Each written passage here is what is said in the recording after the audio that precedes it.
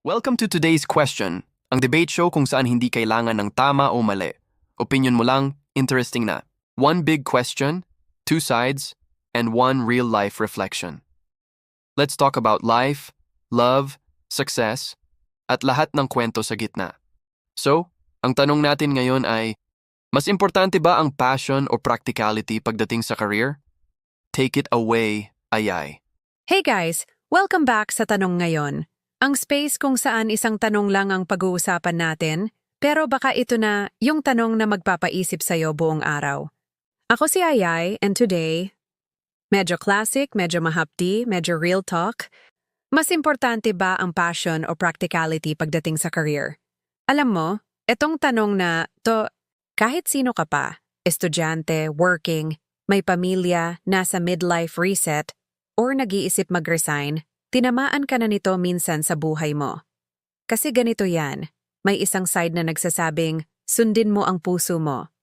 At may isang side naman na nagsasabing, huwag kang tanga, kailangan mo kumain. At minsan, parehong tama. Minsan, parehong mali. At madalas, parehong sabay nating gustong gawin pero hindi natin alam kung saan magsisimula. Naalala mo ba yung time na bata ka pa? Tinanong ka, anong gusto mong maging paglaki mo? Hindi mo sinabi, gusto ko pong maging employee na may toxic na boss at endless na Zoom meetings. Hindi. Sinabi mo pa siguro, gusto ko maging piloto, gusto ko maging singer, gusto ko maging writer, gusto ko maging scientist. Iyon ang passion. Yung purong version mo, bago ka tinuruan ng mundo kung ano ang practical. Pero habang lumalaki tayo, dumadating ang mga bills. Yung kuryente hindi naman pwedeng bayaran ng dreams. Yung tuition ng mga bata hindi naman tatanggap ng follow your passion po bilang mode of payment. Kaya tayo napupunta sa practicality mode. Work, save, pay bills, repeat. Unang paycheck tuwang-tuwa ka. Ika-10 paycheck parang robot ka na. Ika-57 paycheck may kasamang existential crisis na. Pero eto ang tanong. Kapag practicality lang ba, sapat na para maging masaya ka buong buhay? At kapag passion lang ba, may pang-upa ka ba next month? Ang nakakatawa, hindi lang to debate, ito ay personal battle ng halos lahat ng tao. Kasi meron tayong dalawang sarili sa loob natin. 1.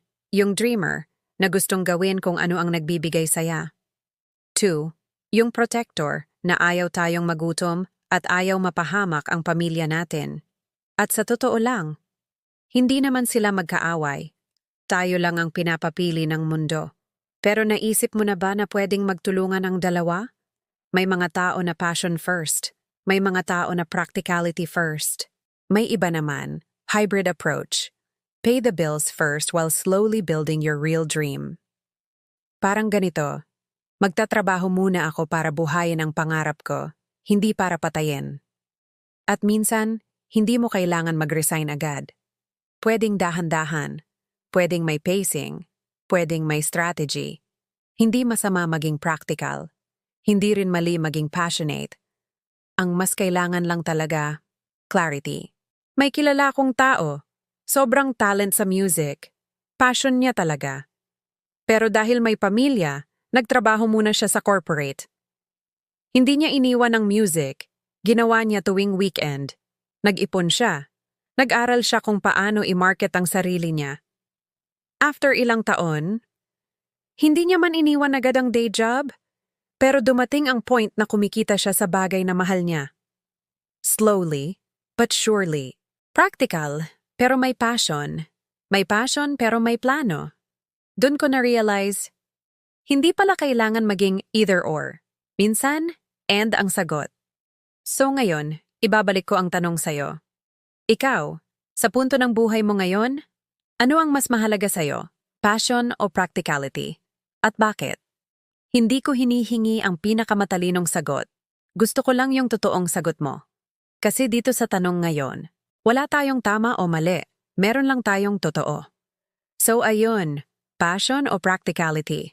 Sa totoo lang, wala naman talagang universal na sagot. Ang meron lang ay personal need at personal timing. Kung ikaw ngayon ay dumedepende sa practicality, hindi ka selfish, hindi ka boring, hindi ka takot. You're just building stability, and that's wisdom. Kung ikaw naman ay sumasabak sa passion, hindi ka walang plano. You're honoring your soul, and that's courage. At kung nasa gitna ka, nalilito, napapagod, hindi alam kung anong unahin, that's normal. Ibig sabihin, nag-iisip ka. Ibig sabihin, nagmamahal ka. Ibig sabihin, may pangarap ka para sa sarili mo at sa pamilya mo. Remember this, hindi mo kailangan i-rush ang sagot, pero kailangan mo maging honest kung nasaan ka ngayon. Every stage of life has a different priority. And that's perfectly okay. Kaya ngayong tapos na ang episode na to, gusto kong iwan sa'yo ang isang thought. Maybe it's not about choosing passion or practicality, but building a life where both can breathe.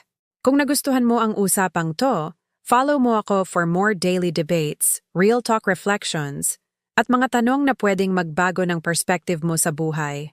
Ako si Ayay and this is Debate Ngayon. Kita-kits sa susunod. O ayan mga kakwentuhan, narinig niyo ang episode natin ngayon. Maraming salamat mga kakwentuhan sa pagsama ninyo sa isa na namang makabuluhang usapan dito sa ating podcast.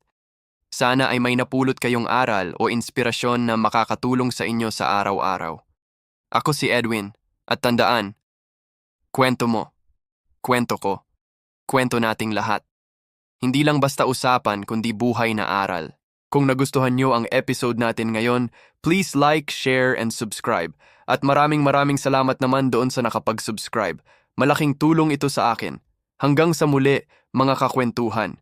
Ingat kayo palagi at huwag kalimutang magbahagi ng mabuting kwento sa iba.